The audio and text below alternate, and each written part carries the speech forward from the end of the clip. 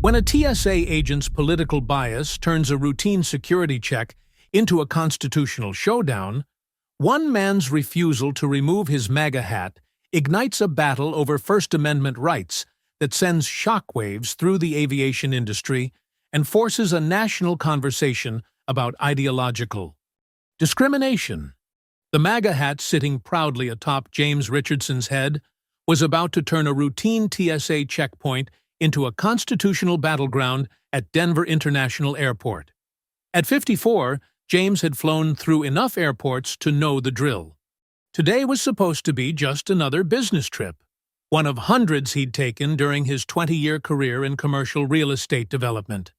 The early morning sun streamed through the terminal's massive windows as he stood patiently in the security line, ID and boarding pass ready, laptop easily accessible for screening. His military training from decades ago had instilled in him an appreciation for order and protocol that served him well in situations like these. Other travelers moved smoothly through the checkpoint. A young woman wearing a Harris 2024 pin sailed through without comment. A teenager in a Feel the Burn t-shirt passed just as easily. James noticed these details quietly, the way he noticed everything, maintaining his characteristic calm as he approached the podium. That's when TSA Supervisor Marcus Weber's eyes locked onto the red hat. The young supervisor's face twisted into an immediate scowl, his body language shifting from professional detachment to aggressive alertness in an instant. At 26, Weber carried himself with the inflated authority of someone recently promoted but not yet comfortable with real leadership.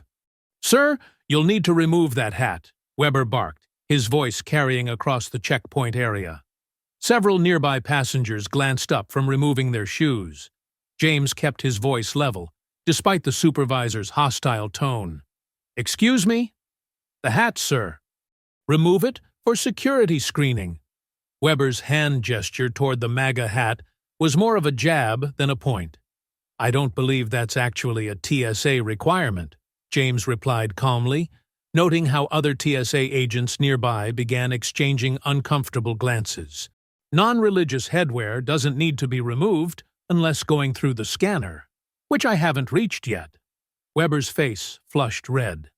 "I'm the supervisor here, and I'm telling you to remove it. Now." Around them, phones began to appear from coat pockets and purses, their cameras pointing toward what was quickly becoming more than a simple security check. James noticed an older woman in uniform, clearly Weber's superior, moving toward them with concern etched on her face. Weber shifted his stance aggressively, stepping closer to James. "Security concerns trump personal expression, sir. Your hat could be concealing prohibited items." James maintained his composure, reaching for his phone while keeping his other hand visible. "I'll be recording this interaction for documentation purposes," he stated clearly, his voice carrying to the growing crowd of onlookers, "and I'd like to see the specific TSA regulation requiring removal of non-religious headwear before the scanner checkpoint.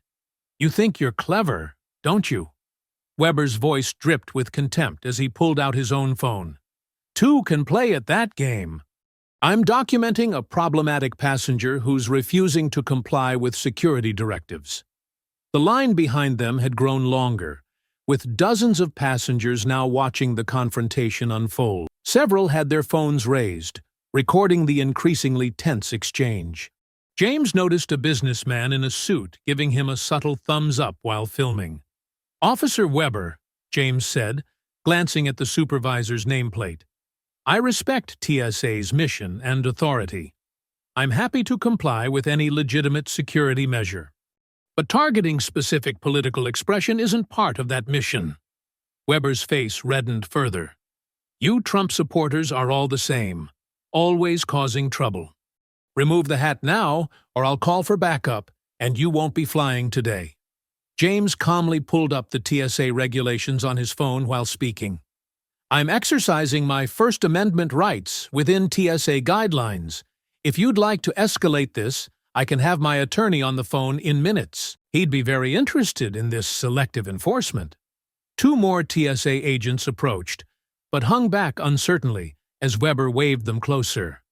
The senior officer James had noticed earlier was now just a few feet away, her expression growing more concerned as she observed Weber's behavior. "Listen here," Weber hissed, leaning in closer. "I don't care about your rights or your lawyer.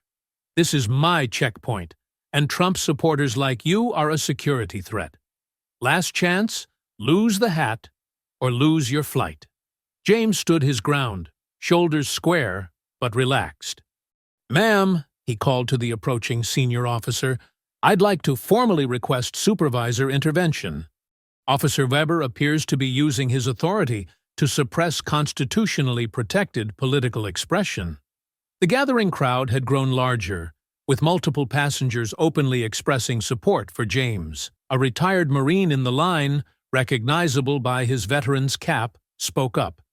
"This is wrong, and you know it, son," he directed at Weber. "The man's done nothing wrong." Weber's hand shook slightly as he reached for his radio, his authority slipping away with each passing moment. "I'm calling airport police. We'll see how smug you are when they escort you out." James quietly sent a text to his attorney while keeping his phone's camera steady. The situation had moved beyond a simple security check.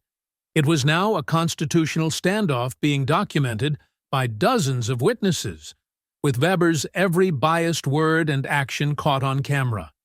As if on cue, two airport police officers appeared through the crowd, their expressions neutral but alert. Weber's face lit up with vindictive satisfaction. "These Trump supporters think they're above security protocols," he announced loudly, gesturing at James. "He's refusing mandatory screening procedures." James remained perfectly still, his phone steadily recording. "Officers, I'm happy to explain the situation. I've been attempting to proceed through security while wearing permitted headwear, as defined by TSA Regulations, Section 4.3. Officer Weber has specifically targeted me due to the political message on my hat." The senior TSA supervisor stepped forward, her nameplate reading Martinez. She addressed the officers directly. "I've been observing this situation. Officer Weber," she turned to face him, "where exactly in our protocols does it state that political headwear must be removed before the scanner?" Weber stammered, his earlier confidence cracking. It's a security concern. We have discretionary authority." "To ensure safety, yes," Supervisor Martinez cut in firmly. "Not to selectively enforce imaginary rules based on personal political views." She turned to the officers. "I apologize for the unnecessary escalation. Mr. Richardson," James supplied calmly. "Mr. Richardson has been fully compliant with all legitimate security procedures. The issue here appears to be with our staff, not the passenger." The gathered crowd had swelled to nearly 50 people, with phones recording from every angle. A young woman in business attire stepped forward. "I'm an attorney with the ACLU," she announced. "I've witnessed this entire interaction and would be happy to provide a statement about the clear First Amendment violations occurring here." Weber's face had gone from red to pale. "You don't understand," he protested weakly. "These MAGA people are always causing problems." "That's enough," one of the police officers interrupted. "You've said more than enough, actually." He turned to James. "Sir, would you like to file a formal complaint?" "Yes, I would," James replied, his voice steady. "I believe Officer Weber's actions demonstrate a pattern of discriminatory behavior that needs to be addressed. I have the entire interaction recorded, and I see many others do as well." He gestured to the crowd of witnesses. The retired Marine who had spoken up earlier stepped forward. "Count me in as a witness. This kind of political intimidation has no place in America, especially not from government employees." Supervisor Martinez was already on her radio, requesting immediate backup from senior TSA management. The situation had clearly escalated beyond a simple security checkpoint dispute. It was now a documented case of civil rights violation with dozens of witnesses and multiple video recordings. Weber stood frozen, watching as his act of political discrimination transformed into what would surely become a major incident. As the crowd continued to grow, James noticed several airline staff members hurriedly speaking into their radios. The security checkpoint had effectively ground to a halt, with passengers forming a wide circle around the confrontation. Many had their phones raised, documenting every moment of Weber's increasingly erratic behavior. "I need all these recordings deleted immediately," Weber demanded, his voice cracking with desperation. "This is a secure area. No photography allowed." An airline gate agent who had been watching stepped forward. "Actually, sir, TSA policy clearly states that photography is permitted at checkpoints as long as it doesn't interfere with screening procedures. I can pull up the official guidelines if you'd like." James maintained his calm demeanor while continuing to record. "I'd like to note for the record that Officer Weber has now attempted to suppress constitutionally protected documentation of his misconduct." He turned to address Supervisor Martinez. "I'm also concerned about the growing backlog of passengers. Perhaps we could move this discussion to a secondary location while allowing screening to resume." The delays were indeed causing visible frustration among travelers. A line of at least 100 people now stretched back toward the terminal entrance. Several passengers were checking their watches anxiously, while others were on their phones, presumably alerting their airlines about potential missed connections. "This is exactly what these people want," Weber muttered loudly. "Creating chaos and disrupting legitimate security operations." "These people?" Supervisor Martinez cut in sharply. "Officer Weber, you are hereby relieved of duty pending immediate review. Please report to my office." Weber's face contorted with rage. "You're taking his side? Do you know how many of them participated in January 6th? They're all potential threats." The crowd gasped at Weber's outburst. James calmly addressed the police officers still standing nearby. "I'd like that statement included in the official record as evidence of discriminatory intent and profiling." One of the officers nodded, already writing in his notepad. "Got it documented, sir. We've also called our supervisor to respond, given the nature of these civil rights allegations." The ACLU attorney who had spoken up earlier was now methodically collecting contact information from willing witnesses. "I count at least 15 people with video documentation," she announced. "Plus, the airport's security cameras. This is an exceptionally well-documented case of First Amendment violation by a federal employee." A TSA operations manager arrived, quickly assessing the situation. He spoke quietly with Supervisor Martinez while eyeing the growing crowd and backed-up security line. Weber stood rigid, his earlier authority completely deflated, as he watched his colleagues documenting his misconduct. The machinery of accountability was already in motion, with each inflammatory statement and action captured from multiple angles. James maintained his position, phone steady, as the situation continued to develop. His patience and composure had transformed what could have been a minor checkpoint confrontation into a significant civil rights case with dozens of witnesses and irrefutable evidence. The growing documentation would make it impossible for the TSA to dismiss this as an isolated incident or misunderstanding. A senior TSA official in a crisp blue uniform emerged from a side door, tablet in hand. She quickly conferred with the operations manager before addressing James directly. "Mr. Richardson, I'm Deputy Director Sarah Chen. We've reviewed the checkpoint camera footage and received multiple incident reports. Would you be willing to step into our office to provide a formal statement?" James nodded professionally while keeping his phone recording. "I'd be happy to provide a statement, but I'd like my attorney present, even if virtually. He's already been briefed and can join by video call." The business travelers who had been documenting the incident began sharing their contact information with the ACLU attorney. A distinguished-looking man in a tailored suit stepped forward. "I'm a constitutional law professor at Georgetown. What I've witnessed here is a textbook case of viewpoint discrimination by a government employee. I'd be happy to provide expert testimony if needed.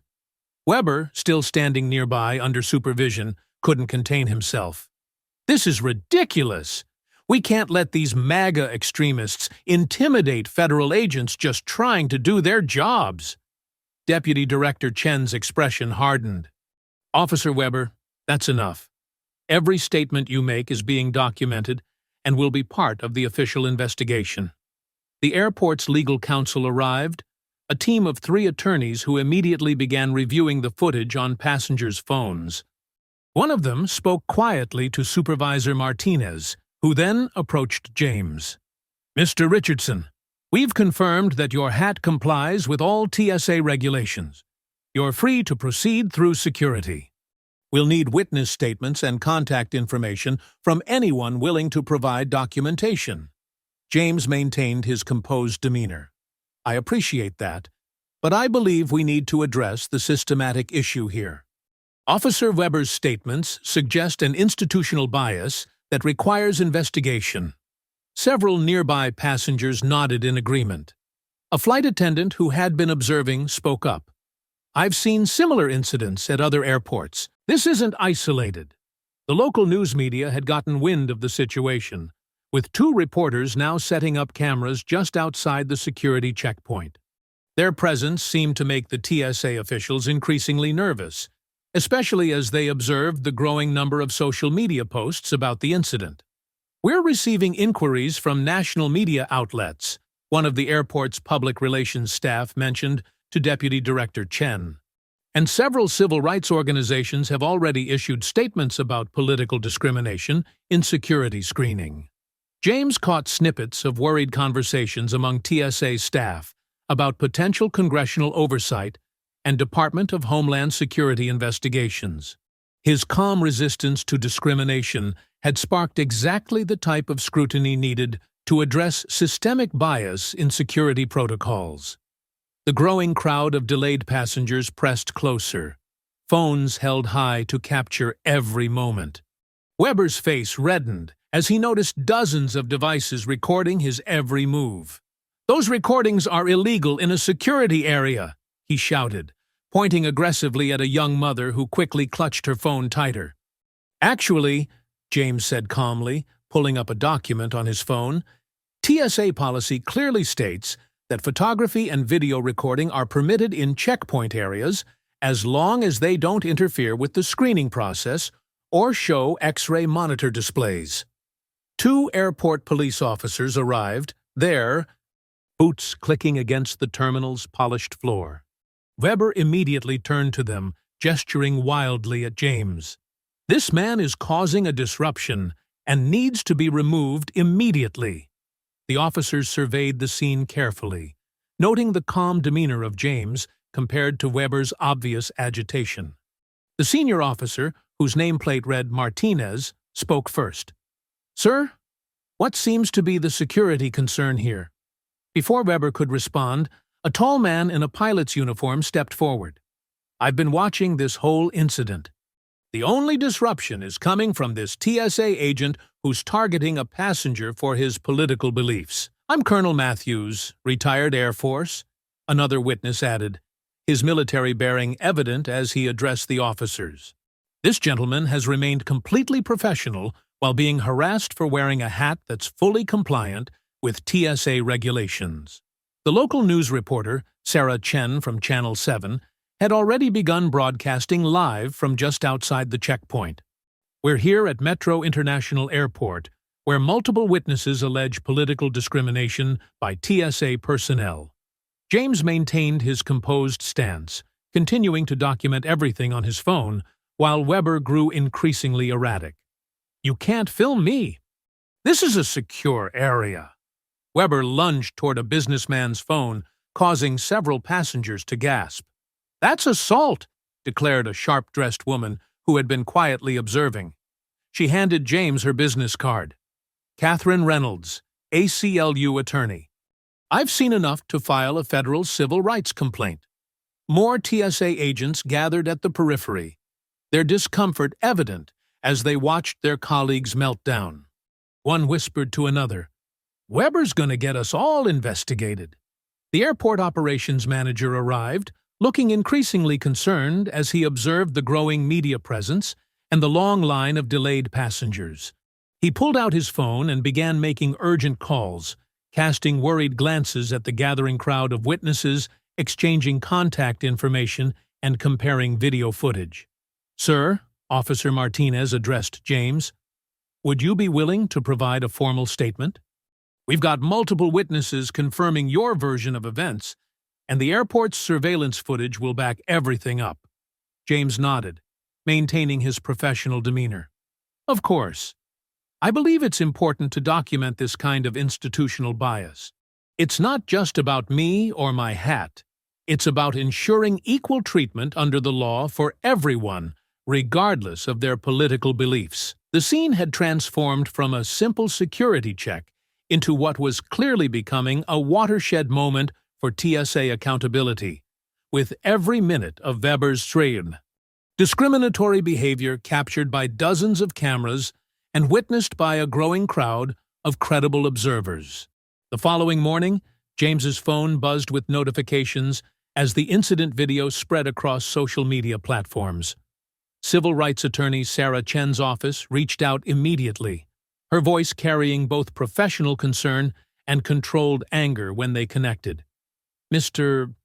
Richardson, I've reviewed the footage from multiple angles," Chen explained, her words measured and precise. "This isn't an isolated incident. We've documented 17 similar cases at Denver International in the past year alone." James sat at his home office desk, methodically organizing the flood of emails and messages he'd received. "I suspected as much," he replied, pulling up his own documentation. "Several passengers contacted me overnight, sharing similar experiences with Agent Weber." The TSA's Internal Investigation Division moved with unprecedented speed, pushed by mounting public pressure and media scrutiny. Security footage from multiple checkpoint cameras painted a damning picture. Weber could be clearly seen checking his phone just before approaching James, his body language growing increasingly hostile with each exchange. "Look at this," Chen said during their second meeting, spreading screenshots across her desk. Weber's Twitter history shows a disturbing pattern. He regularly posts about dealing with conservative travelers. There's even a tweet from last week bragging about making a veteran remove a Republican campaign shirt. Additional witnesses continued coming forward. Linda Martinez, a coffee shop employee with a clear view of Weber's checkpoint, provided a written statement describing months of similar incidents. He would get this look in his eye whenever he spotted someone with conservative clothing or accessories, she wrote. Then he'd always find some reason to pull them aside. 2 other TSA agents, speaking on condition of anonymity, confirmed Weber's pattern of targeting conservative passengers. "We tried reporting it through proper channels," one agent revealed, "but nothing ever came of it. He'd just say they were being uncooperative." The Department of Homeland Security launched its own investigation as constitutional lawyers weighed in on the clear First Amendment violations. The ACLU, initially hesitant to engage, couldn't ignore the mounting evidence of systematic discrimination.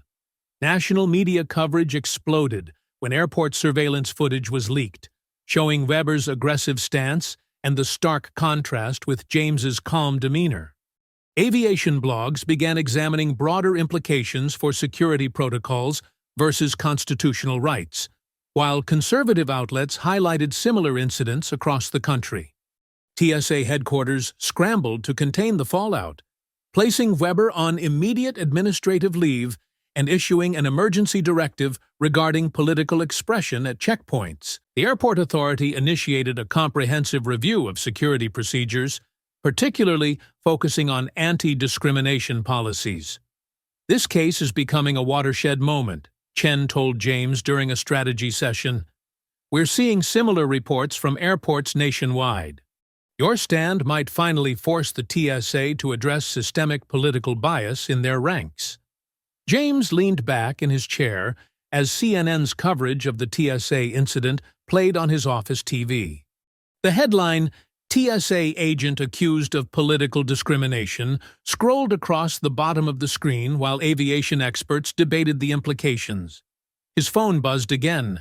Fox News this time, requesting an exclusive interview. "The evidence keeps mounting," Sarah Chen said, spreading new documents across James's kitchen table the next morning. "Look at these social media screenshots from other passengers.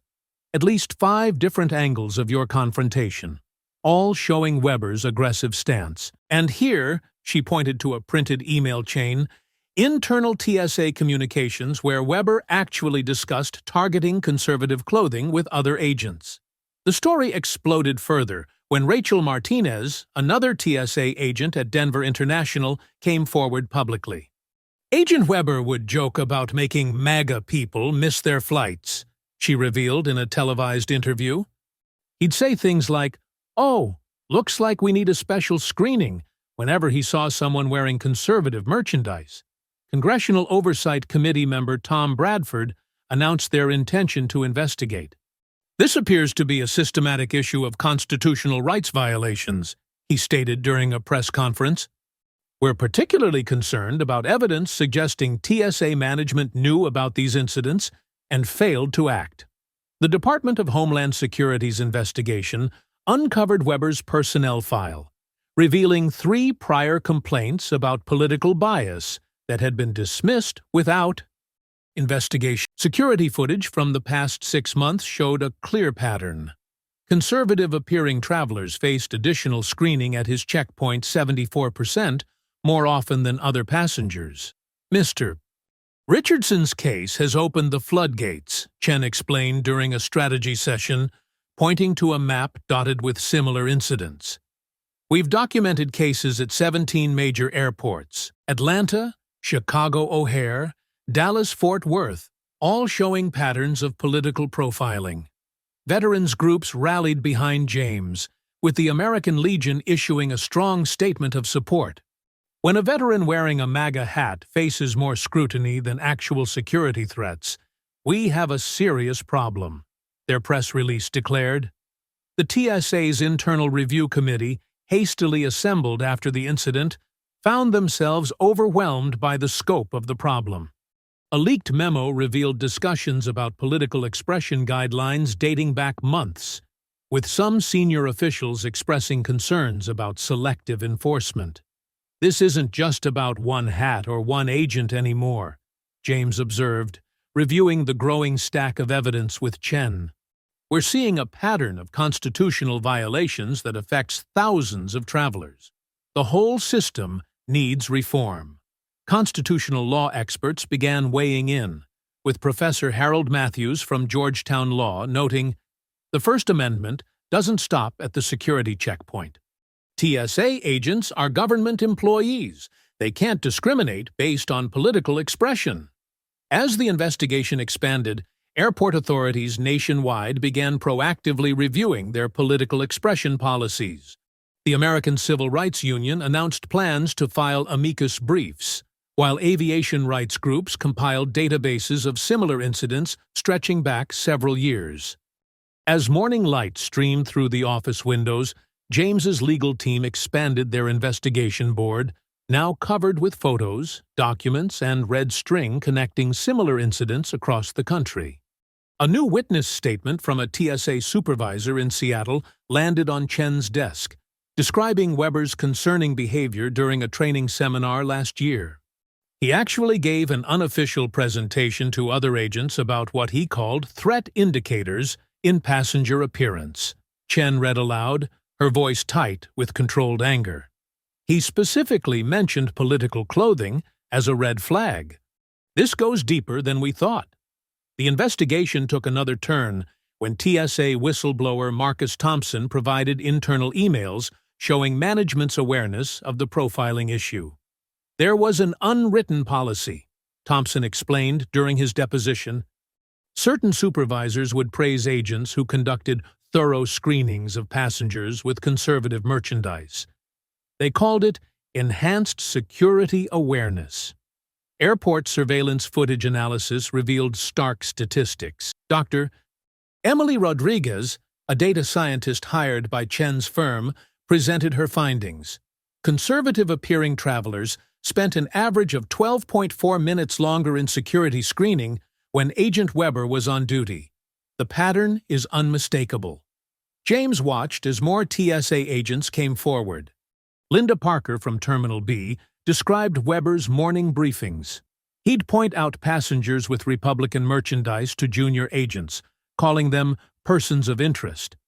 When I questioned it, he said we needed to be extra vigilant with certain demographics. The media coverage intensified when Representative Michael Torres called for emergency oversight hearings. We have evidence of coordinated discrimination against Americans based on their political beliefs, Torres announced. This violates everything the TSA stands for.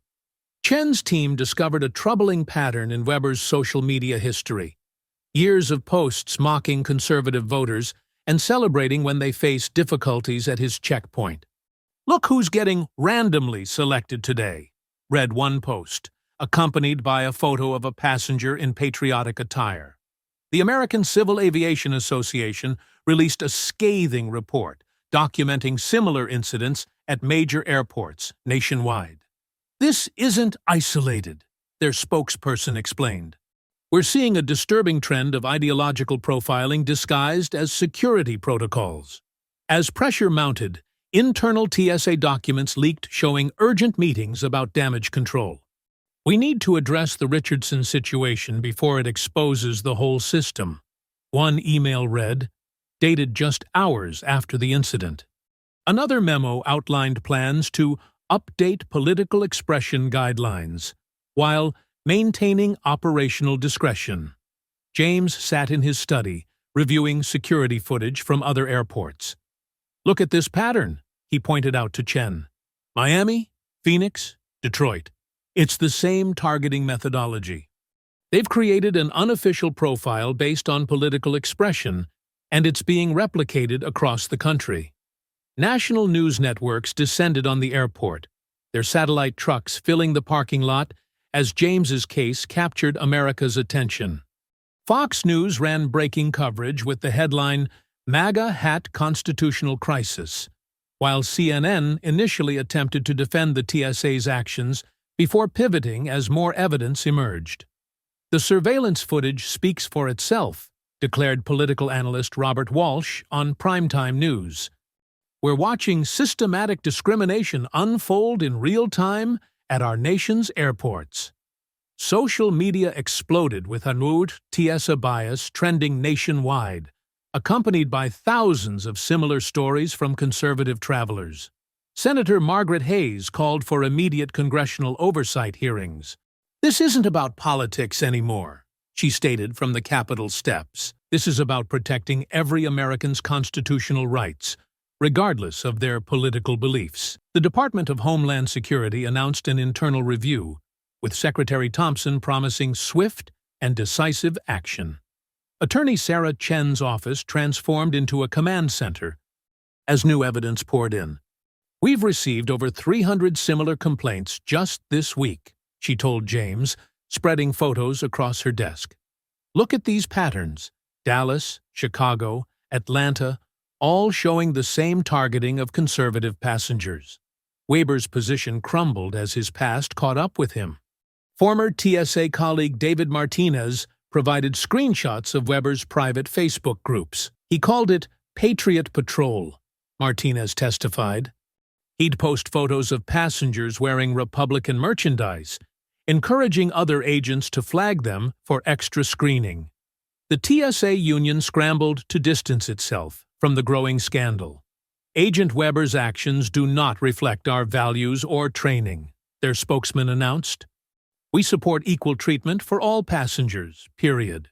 Meanwhile, aviation security firms began marketing new anti-bias training programs to airports nationwide. Industry experts warned about the broader implications. This case could reshape airport security protocols across the country, aviation attorney Michael Brooks explained on Newsmax. "We're looking at potential class action suits that could cost taxpayers millions." Weber remained defiant, refusing to acknowledge any wrongdoing during his suspension hearing. "I was following security protocols as I interpreted them," he insisted, even as more complaints surfaced. A passenger from 3 months ago provided cell phone footage of Weber mocking her "Keep America Great" shirt while deliberately delaying her screening. Civil rights organizations began filing amicus briefs supporting James's case. "This isn't just about one hat or one agent," explained ACLU attorney Lisa Rodriguez. "It's about preventing government agencies from becoming tools of political discrimination." The airline industry watched nervously as major carriers reviewed their own policies. "We need to ensure our security partnerships don't enable discrimination," announced United Airlines CEO Thomas Mitchell. "Our passengers' constitutional rights don't end at the terminal door." As the controversy intensified, TSA's internal investigation revealed disturbing patterns far beyond James's incident. Investigator Monica Reeves uncovered dozens of documented cases where Weber had subjected conservative passengers to enhanced screening at rates far exceeding statistical norms. In the past 6 months alone, passengers wearing conservative-themed clothing were 15 times more likely to be selected for additional screening during Weber's shifts, Reeves detailed in her preliminary report. Security footage from Terminal B showed Weber consistently directing agents under his supervision to target passengers with Republican merchandise, MAGA items, or conservative symbols. Former TSA agent Timothy Brooks stepped forward with damaging testimony. Weber would joke about making patriots miss their flights, Brooks revealed during a closed-door session. He kept a private tally of how many conservative passengers he could delay each week. "When I reported it to management, they brushed it off as personality conflicts." The investigation uncovered Weber's workplace messaging history, revealing conversations where he coordinated with like-minded agents at other airports. "Got another red hat coming through lane 3, read one message. "Make sure they get the full treatment. These people need to learn they're not welcome here." James's attorney, Sarah Chen, compiled the mounting evidence into a devastating legal brief. "This isn't isolated misconduct," she explained during a press conference outside the federal courthouse. "We're seeing a coordinated pattern of constitutional violations targeting specific political viewpoints." The TSA's own data confirms systematic discrimination. Congressional oversight committees scheduled emergency hearings as public pressure mounted. "Americans deserve to know their rights won't be violated by politically motivated federal employees," declared Representative Tom Martinez, chair of the House Transportation Committee. Weber's union representation struggled to maintain their defense as more evidence emerged. "While we support our members' rights, these allegations, if proven true, represent serious violations of both TSA policy and constitutional protections," admitted union spokesperson Rachel Martinez. The airport authority's independent review highlighted systemic failures in oversight. "Warning signs were ignored," stated investigator Jack Thompson. "Multiple supervisors received complaints about Weber's conduct but failed to take corrective action. This created an environment where political discrimination was effectively sanctioned through inaction." Industry leaders scrambled to prevent similar incidents. The American Association of Airport Executives announced new training requirements focusing on First Amendment protections. Major airlines updated their security contractor agreements to explicitly prohibit political discrimination. Yet Weber remained defiant, releasing a statement through his personal attorney. "My actions were always based on legitimate security concerns. This investigation is itself politically motivated." His response only intensified public scrutiny as more travelers came forward with similar experiences, their stories adding weight to the growing case against systematic bias in airport security. Civil rights attorneys from across the political spectrum began preparing additional lawsuits, seeing James's case as a potential watershed moment for protecting political expression in public spaces. "This isn't about one party or ideology," noted constitutional lawyer David Freeman. It's about ensuring government power can't be weaponized against any American's protected speech. The mounting evidence culminated in a dramatic congressional hearing that gripped the nation. James Richardson sat before the House Transportation Committee, his MAGA hat placed deliberately on the table before him as cameras rolled. His testimony painted a vivid picture of systematic discrimination that left committee members visibly disturbed. "This isn't just about a hat or one TSA agent's bias," Richardson stated firmly. "It's about protecting every American's right to express their political beliefs without fear of government retaliation." His calm demeanor and articulate delivery stood in stark contrast to Weber's earlier defensive statements. Representative Sarah Martinez held up a thick stack of internal TSA documents. "We have evidence of over 200 similar incidents across 38 airports," she announced. "In each case, passengers with conservative political merchandise were subjected to heightened scrutiny without any valid security justification." The hearing room fell silent as security footage played on large screens, showing multiple incidents of Weber and other TSA agents targeting passengers, wearing Republican-themed clothing. Statistical analysis presented by civil rights attorney Jennifer Wong revealed conservative passengers faced enhanced screening at rates 3 times higher than other travelers during Weber's shifts. "What we're seeing is a clear pattern of abuse," testified Dr. Robert Chen, an aviation security expert.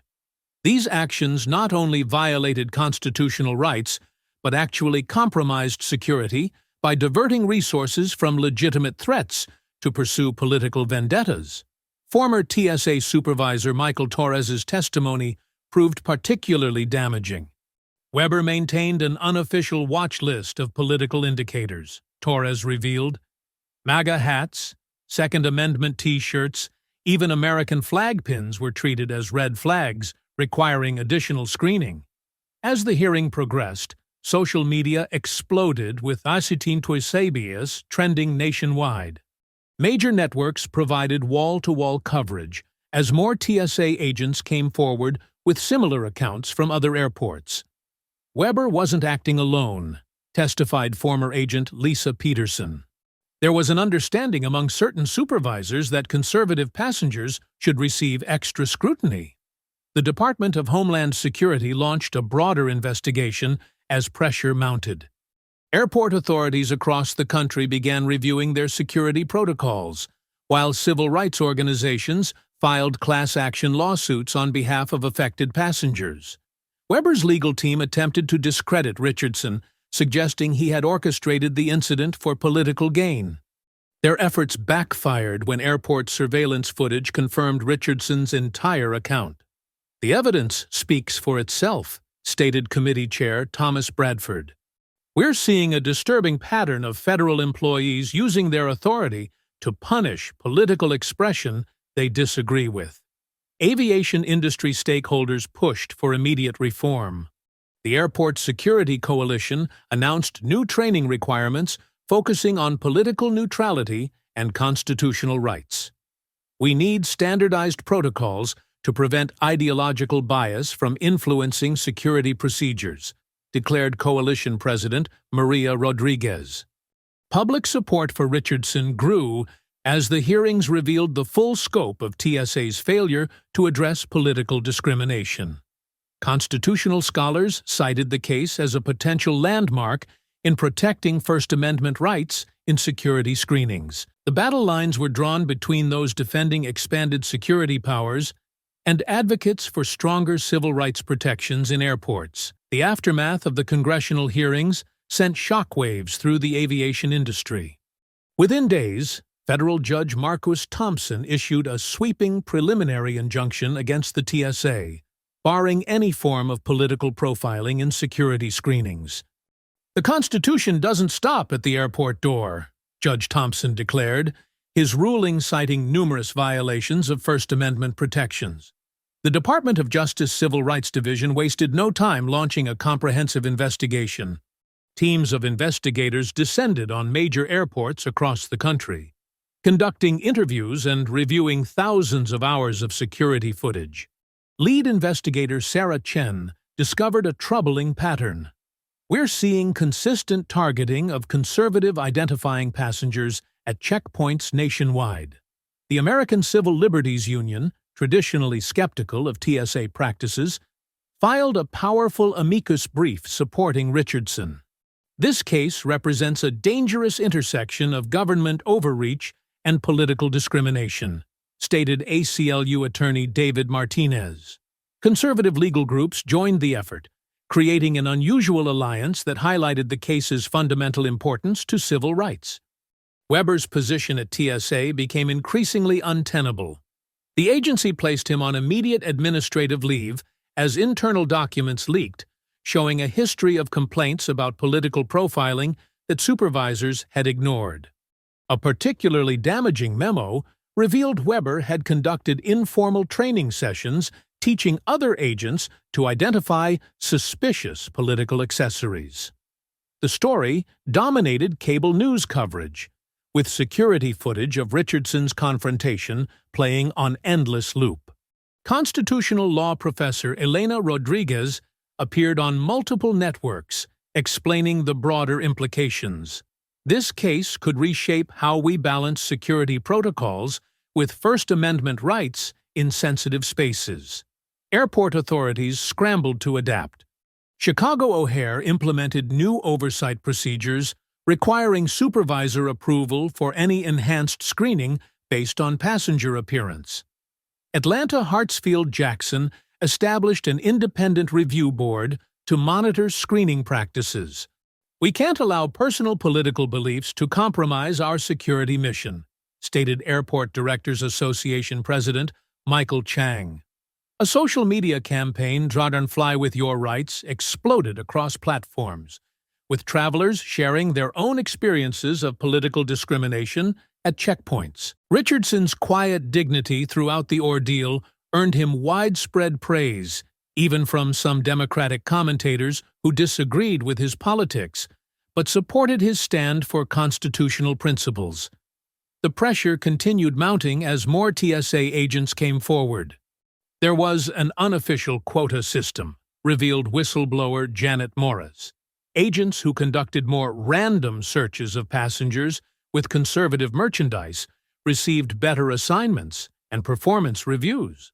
Tourism industry groups expressed growing alarm about the controversy's impact. Travelers need to feel welcome regardless of their political beliefs, stated Tourism Board Executive Sarah Williams. This discrimination threatens the very foundation of our industry. As Richardson's legal team prepared for a decisive court hearing, his case had evolved into something far larger than one man's stand over a MAGA hat. It had become a national referendum on political expression in public spaces and the limits of security protocols in a polarized age. The evidence of systematic discrimination had grown too substantial to ignore, forcing a long-overdue examination of how personal bias could corrupt essential security functions. The landmark federal court ruling sent ripples through the entire aviation industry. Judge Patricia Morrison's decisive verdict left no room for ambiguity. The TSA's actions represent a clear violation of First Amendment protections, she declared, ordering an unprecedented $1.5 million in damages. Richardson sat quietly in the courtroom, the same MAGA hat resting on the table before him, as the judge detailed systemic constitutional violations that demanded immediate reform. Within weeks, the TSA underwent a complete operational overhaul. New training programs specifically addressing political bias became mandatory for all agents. Weber, faced with overwhelming evidence of discriminatory behavior, was terminated and permanently barred from federal employment. "This isn't about politics anymore," stated TSA Administrator Thomas Rogers. "This is about protecting fundamental American rights." The impact reached far beyond airport security checkpoints. Congress passed the Traveler Rights Protection Act with broad bipartisan support, explicitly protecting political expression in all federal security screening contexts. Other federal agencies scrambled to review their own policies, Fearful of similar constitutional challenges, the Sarnj TS bias movement evolved into a broader national conversation about protecting individual rights while maintaining security protocols. Richardson's calm defiance became a template for civil rights training. Law schools added his case to their constitutional law curriculum, while police academies used security footage from the confrontation to demonstrate the importance of unbiased enforcement. "It was never about wearing a hat," Richardson explained during a constitutional rights conference. "It was about standing firm when fundamental freedoms face threat from institutional overreach." The Denver International Airport, ground zero for the confrontation, implemented a revolutionary civilian oversight system that became a model nationwide. Complaint rates for political discrimination plummeted as the new accountability measures took hold. "We've learned that respect for constitutional rights and effective security aren't mutually exclusive," announced Airport Director Sarah Martinez. Most significantly, the culture within the TSA transformed. Regular audits ensured compliance with new non-discrimination guidelines.